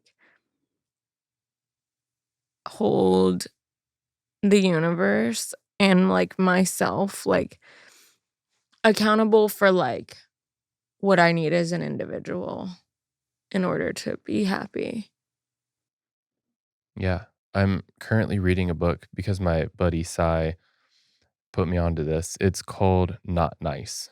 Mm, And I am learning so much from it. The whole point of this book is that we need to stop being nice. And what mhm, nice means in this book is this facade that we put on to make others feel good,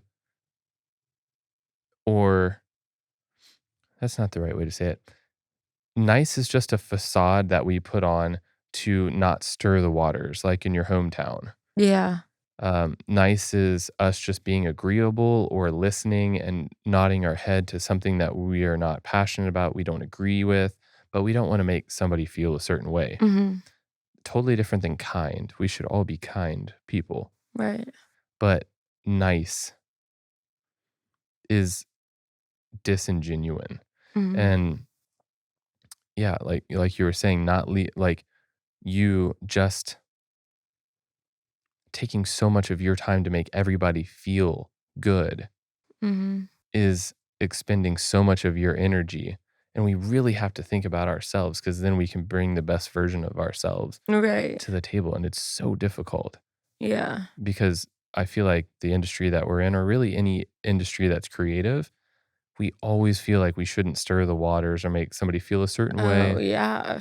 Yeah. Will I get the call back? Will I get on this Mhm. tour? Will I get on this feature? Will I be able to mix the next single? You know, it's like, Right, but it's also at the same time, something that I've realized, like, lately is kind of like,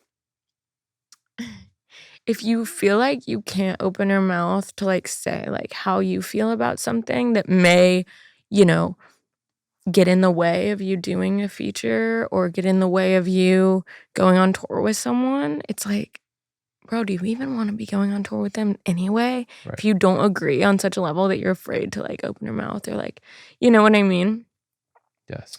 So what what song of yours, I'm not trying to lead this. Actually, I Mm. really want to know what song of yours kind of like started the ball rolling downhill where I mean, you went on freaking tour with Bring Me the Horizon. So dope. Love them. Have loved them forever. But we're just saying where your career is going. I mean, we're just making a lot Mhm. of music, going on tours, doing this and that. What is the song that really started the ball rolling? Probably, I mean, I feel like it's been kind of progressive, like, throughout just, like, me beginning music, but, um, one that I feel like a lot of people kind of, like, know me for being a part of is the Skrillex Whaley song. Yeah. Yeah, I mean, certainly. I personally, that's the first time that I heard you. Oh, really? Yeah. Um, yeah, so I wanna know how that came about. Like, what were the things that happened before that track? Mhm. And then how did you link up with Skrillex and So, I had literally this is so funny, and I feel like people are gonna hate me for this, but, this is just one of those things that just literally happened, and it happened literally, I think, like, a couple months after I even started recording music. Like, Skrillex just hit me up and was like, "Do I know you? Like, what is up? Like, you scream in music. That's cool." Because obviously he's, like, from a very, like, hardcore background. Yeah. Um, He's like, "What's up with that?" And he was like, "Can we chat?" And I'm like, "Yeah." Like, "We can chat. Like, what is up?" Um, I was, like, confused. I was like, "Is he trying to, like, get at me?" But no, not at all. He was literally just like, "What is going on? Like, you're doing something different, and you're a girl artist." Um, and he was like, "Would you wanna come to the studio?" And I'm like, "Yeah, honestly, sure, like, fuck it, like, what do I have to lose?" Kinda situation. And I called, like, my homie who had, like literally, it was one of the only people that I had recorded with, and I was like, "Should I go? Like, what is tea here?" Because obviously, like, given my history just in life, it's like, okay, dude hits me up, he wants me to come to the studio, okay, like, it you know? Absolutely. Yeah. But literally, no, like, I was so shook. He was like, sweetest, nicest person ever. He was like, "I love your stuff. What's going on?" And I'm like, "That's so crazy. I don't know what I'm doing." Like, I have no idea what's going on. And he was like, "Let's fuck around." Like, you know, his homie, Heavy Mellow, started, like, playing guitar. I was like, "Okay." And just, like, there's a mic in the middle of a room. I'm, like, low key shaking in my boots. And, bro, I just, like, scream on a mic in the middle of the room. I don't even think I had headphones on. Like, I think I just, like, started screaming this shit, um, on this track, and they were, like, fucking with it. We, like, hung out a little bit longer. I, like, bounced. He calls me, like, a few days later. He's like, "Hey, I think, like, we're gonna get this person on the track." I'm like, "For real? Like, this is actually gonna be a real song? What's going on?" Did he say Sway Lee at that time? He said someone else, and then he, like, called me, like, a week later and was like, "Just kidding. Getting Sway Lee on it." I'm like, "Oh my god. That's crazy." Yeah, iconic. And so he, like, was like, "Come through, I wanna play it for you." I'm like, "Okay." He plays it for me. I'm like, "I should recut vocals," like, 'cause in my head, I'm like, I was so nervous, I didn't know what I was doing. Obviously, like, you know, we made the track, like, a year before it came out, and, like or did it come out in no, it came out in yeah, it came out in 2021. So we made it, like, a year before it came out. And so over time, I was like, "Fuck," like I'm in the studio all the time, by the way, like, after I first go in, like, not with him, just, like, in general, so I'm just, like, progressively, like, figuring out, like, my vocal sound and, like, how I want, like, to sound and, like, how I like to record. Yeah. So I went and retracked the vocals, like, 3 times, and then he, like, uses the one from the first day. I'm like, "That's crazy," because he was like, "There was an energy," and I'm like, "Period. Do whatever you want." Seriously, Yeah. like, do whatever you want, like, that's A so man that fire. clearly knows, what the vibe of a record's supposed to be like. Yeah. So, yeah, I mean, and then Too Bizarre happened, and then after that, he was like, "Oh, I'm gonna do another version for the album." I'm like, "Okay." It's crazy. And it's funny because, like, I know I shouldn't do this, but, like, I, like, read the comments on that song, and obviously, like, I was kind of like, "Ooh, scary." Because obviously Sway Lee's audience, not a lot of them have probably heard screaming before. Yeah. So it was like people either loved it or didn't. My part, at least. I mean, the rest of the song obviously is pristine, but yeah, it made me feel a little bit. I was like, oh my God. Yeah, Do I quit? I've never read a comment on that track, but I fucking love it. And Thanks. I really think that juxtaposition Thanks. I mean, that track would not be what it is without that. I really think Thank that you. you guys harnessed something cool, and Thanks. it's so funny. I've never met him. I've never met Sonny, but I have this, like, very weird, like, kindred spirit feeling about him. Dude, he is just so sweet. He's just a little sweet angel. I don't know. There's like something so special about him because he just loves art. He's given me the best advice in life and in music. He's just like, bro, the industry is so saturated with like literally pieces of shit people. And like it's just so rare to find like real people like him. And yeah, I don't know. I just love him. Maybe that's why I feel that. I have worked with so many people that are incredibly not great people, Yeah.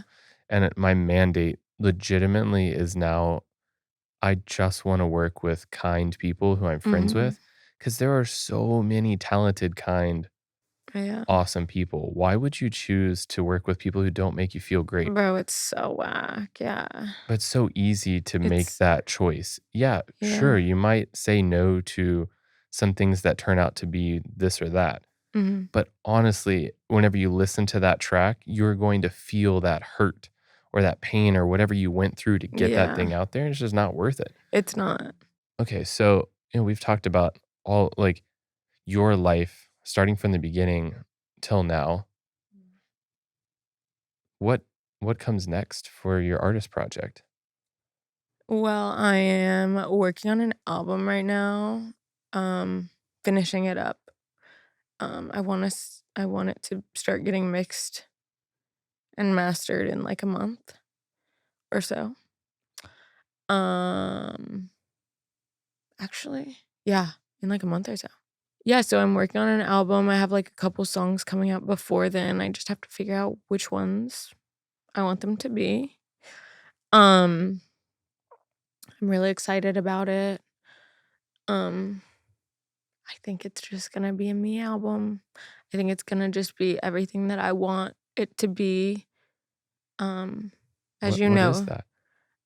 um, What do you want it to be? I want it to just be super eclectic and experimental, and I want it to be new sounding, and I just want it to be very me. Like, I want it to sound very ethereal and have like some hard shit in there. I want it to be fun. I want like a few ass shaking songs. Who doesn't love that? Yeah. Um, What were you gonna say as you know? I forgot. Sorry about that. No, it's okay. Oops. But yeah, I don't know yet if I want to have any features on it. Um, because it's just so me. And I feel like a lot of people know me for features that I've done. And I don't want to be a feature artist. I don't want to be really an extension of anyone else because I'm just so I'm just not that. Like, I wanna be known for being an individual artist, and, yeah, I definitely want people to be a part of it, but I just want it to be what I want it to be, if that makes sense. Like, I want it to be really weird, Yeah. and I wanna love it.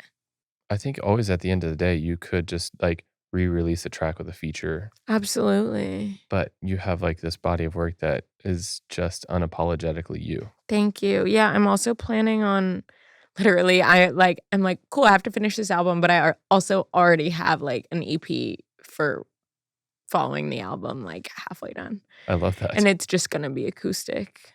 Whoa. Yeah, 'cause I don't know, I love like the heavy production shit, but writing has always been really close to my heart, and I just want the lyrics and the vocals to really speak for themselves, and I wanna show people that I don't necessarily need to be a feature artist or a production artist. I just wanna be an artist. Yeah. Um, so I'll put out a little cry album, little cry acoustic or EP rather, um, probably in the fall. Yeah. Yeah. That's going to show a cool side of you. I can't wait. Oh, yeah. I, like, already have a lot of the songs done. It could be done, honestly, now if I wanted it to be. Mm-hmm. Like, it's all pretty much, like, voice memo shit.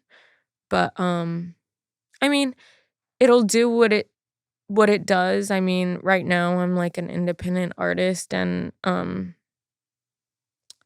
like I said, like, the most important thing to me is just to feel good about the work that I put out. I've had some experiences, with labels wanting me to sign and become something that I'm not. I will never be a sellout.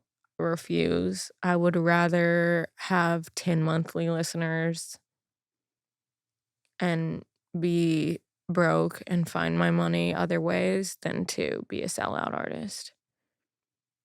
Yeah. If I ever do that, someone slap me. You heard that. You heard that, people. Yeah, literally. But I don't think that you could be. I just, Thanks. from the little I know you, which now I feel like I know you so much more deeply, Mhm. I can tell that that's just not in the fabric of who you are.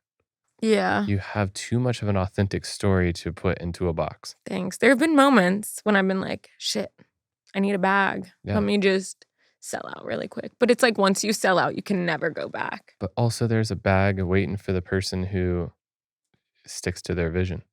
Right. And also, like, I don't know, I'm just in a place where I'm like, whatever, dude. Like, I'm not going anywhere. Like, I'm not like, honestly, dude, if I'm scraping by and like living on someone's couch, like, I'm sorry, but I'm still just like, as long as I can get by, I just don't wanna I'm just not interested in, like, making some song that's gonna eat me alive, you know? Yeah. You'll play it at every single tour date, and every single time that you play it, you will just I'll loathe hate it. it. And it's like the whole point of me being in this career in the first place was literally just doing what I want. So why would I suddenly do what I don't want? Or, like, also another point of me being in this career and, like, being an artist in general is, like, to save my life. You know what I mean? Yeah. So, why would I do that? Yeah. How can you Who channel real raw emotion? Like, what Right. puts you into this Right. if you know that it's being disingenuous? Right. It's like, it saved my life once. Like, what would I do? Like, it almost seems like a disservice to, like, the opportunity that I've had thus far to, like, do some whack sellout shit, you know? Yeah. Also, I just feel like there's, like, this really sad message being sent to, like, the youth who are, like, going to shape the world, you know, after we're gone. And, like, honestly, it just sucks because, like, there's this weird wave of, like, artists being manufactured right now that, you know, are sending their own message to the youth and, like, they're lying and being like, "I made this song because of X, Y, and Z," and it's like, "Bitch, no offense, but, like, no, you didn't. Like, you literally were handed a career because of the internet, and, like, you're not a real artist, so stop acting like it." Like, Mm. it's really sad to see, like, kids looking up to that. Yeah.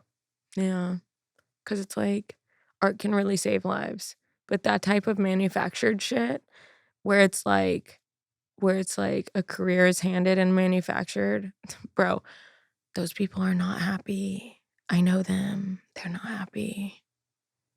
But, like, the people that are happy are the ones that are, like, doing what they want and like creating real art. Because then it's like, do you know the satisfaction that it can give you when you create something that you genuinely love and someone can, it can resonate with someone? It's just crazy. It just goes so much longer. It just goes like further. It's just better. It's like we need more of that. And it's really sad too that like society is absorbing um all the manufactured shit and like kind of giving it more power right now. Like when there's so much good real art out there. Yeah. Yeah. I really hope that people listening and watching understand that. People that Yeah. are off on this journey, maybe right at the beginning, and they're faced with this. Like they're not getting instant feedback with Mhm. tons of listens or views or this or that. And there's this fork in the road where they can decide to be Mhm. disingenuous to what they really feel connected to. Yeah, and bro, it's like people in the industry can tell like if you're being like fame hungry or money hungry or whatever and you're just like, "Oh, like I'm gonna make this pop song like or whatever." Versus like, I'm gonna make something that I like, and because it's something I like, I know that at least one person will also like it, Yeah, you know? I don't know. I think you're spot on with that. Okay, so I have to know, and I'm sure that I'm not the only one that wants to know this, but dude, your skin always looks like so ridiculously good. And as someone who wishes his skin looked better, like I really take care of it, Your but skin looks so good, you're, like, glowing. oh, It's thank you. giving, I yeah. I feel like I could do better, Mm. but I try. But I have to ask, since your skin looks so damn good always, how can the rest of us just mere mortals figure this out? Mere mortals. I think the most important thing, honestly, is, like, obviously, people hear it time and time again, but it's, like, hydration, but not only just drinking a lot of water, because like, I'm bro, gonna go get some water. I know, I'm like, I need to drink more water, but, even just, like, hydrating your skin from the outside is really important, but with, like, good ingredients, like, clean ingredients without a bunch of additives is really important. Um, Getting enough sleep, treating yourself with, like, love and, like, your skin because it's the biggest organ on your body, like, biggest organ that is a part of your body. Mhm. It's the only organ arguably on your body, but,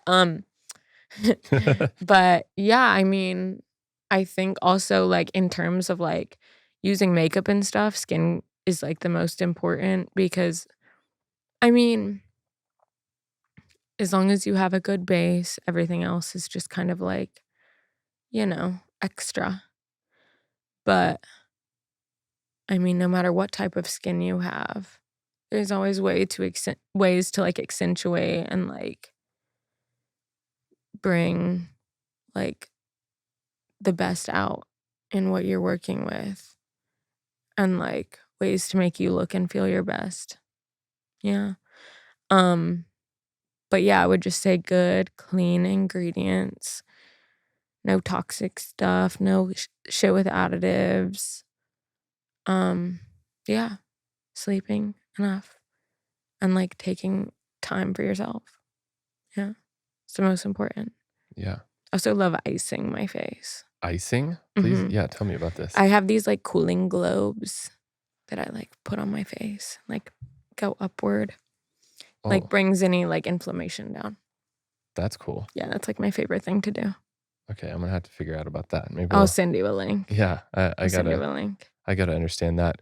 So, obviously, you're very into makeup. I mean, that's, like, part of the Yeah. fabric of who you are, we've talked about, and, like, just being a person who I can tell is not gonna be satisfied in one category. I Mhm. mean, you want to keep on creating different things. Oh, yeah, I wanna, like, explore, like, multimedia art as well. That would be really cool. Do you have any interest in getting into the world of either skincare or makeup or something like that?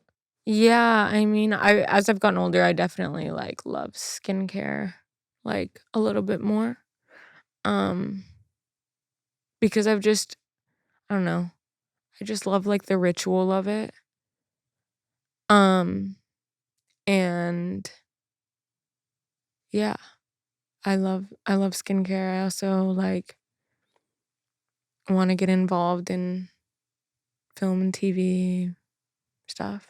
I could totally see that. Anyway, yeah, You're gonna have there's a lot of so many things. buckets. Yeah, there's a lot of things going on. Yeah, and I think as one of the pedestals or the one of the crafts that you're Mhm. building, either music, modeling, whatever it may be, raises, I think that all of the other tides that you wanna explore will also have a place. Like, you always see, like, Yeah. music artists who get large, and then they wanna go into acting, or they wanna go into Mhm. brand development, And it just and kinda builds everything. yeah, I mean, there's no doubt that's gonna happen. Yeah, I mean, I think it'll just be fun. And it's like, bro, life like I said, like, before, like, life is so short. Like, I wanna do all of it. I love that. Yeah. I can't wait to see that. Thanks. So, I'm just super thrilled that you came on this podcast. Thank you so much Me for too, talking thanks with for me. having me. Thanks for Thanks for opening having up. me. Hello, can I speak English? Yeah, thanks for opening up about so many deep things. I think everybody has learned so much more about you and what goes into the fabric of your your life, your creativity, your art. I feel like knowing all of this stuff just makes everything that you do just so much more beautiful because you can see all of the love and care and difficult things that you've gone through that have created Thank you. this world of yours. Thank you. Thanks for having me.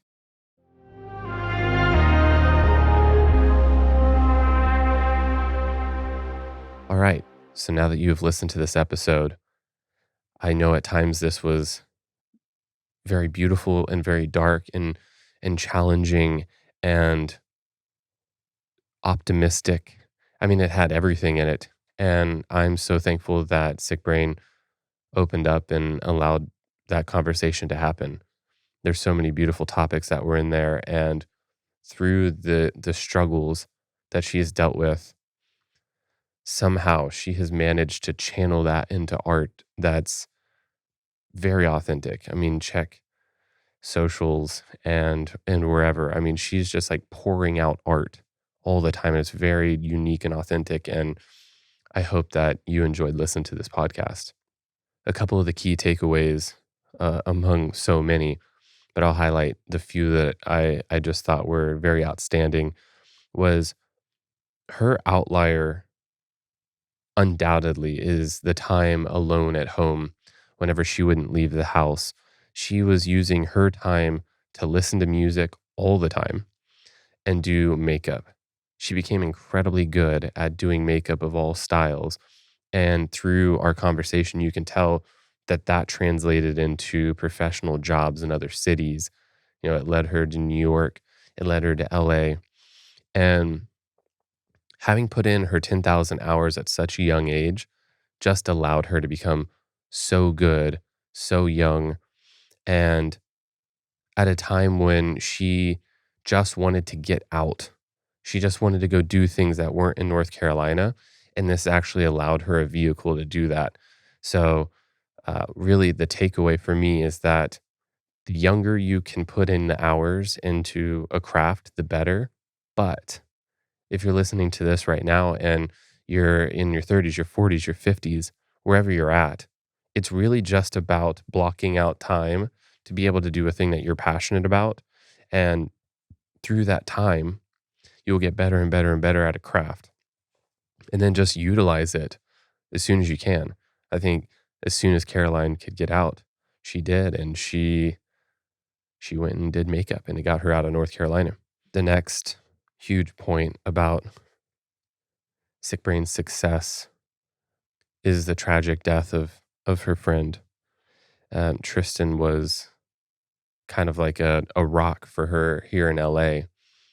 And through the tragic loss of him, Caroline had like an authentic message of anger and sadness, but beauty and love for somebody who'd passed on that she was able to put down on paper in lyrics and in music. She was able to scream and let her feelings out. And through that, she made like purely authentic music. And you hear through this podcast that she just wants to be true to herself and her art because that's where it started. And it's, I think it's really cool to hear from somebody who is just so purely indie. She knows exactly what she wants and she doesn't want a major label or anything to help her out. And I mentioned in this podcast, that's not the only way to go about music, but I love that it's authentically her. And that's what I'd like to highlight from this episode is that she came from a very authentic space. I keep on saying that, but I know so many artists, and a lot of them wish that they could just be purely authentic. And Caroline is a spitting image of that. Hold yourself accountable for what you need to do in life to make you feel happy and fulfilled. I thought that that was a really cool line that she said, and that really goes with the last point is just like being as authentic as possible because it's going to attract people to you that resonate with that authenticity. Somebody like Skrillex, of course. I mean, he hit her up and wanted to have her in the studio only months after she started making music because you could tell that she's so authentically her that it brought him to her. And so if there's anything to take away from this episode is just figure out who you are and be as authentic to that as you can be. That might be the indie mindset like Siiickbrain has, or that might be somebody who wants to be just very straight ahead pop. You want to sell as many records as possible. You want to play a stadium. Um, you want to have a song on the radio. Just be very authentic to that vision, and that's going to take you as far as possible. Thanks for listening to the Grounds for Success podcast. I want to thank all of the people who work on this podcast and help me out. My team is everything to me, and without them, I couldn't bring these to you every single week. I couldn't post on social media, with all the clips that we have. And so I thank you guys so much. I want to also thank all of my clients on the mixing and mastering side, because without you, I could not have Grounds for Success. So thank you so much. If you're enjoying the Grounds for Success podcast, please follow, like, and subscribe on whichever platform you're listening or watching on. It helps us out a ton, and I want to keep getting this content to you in whichever way you listen or watch.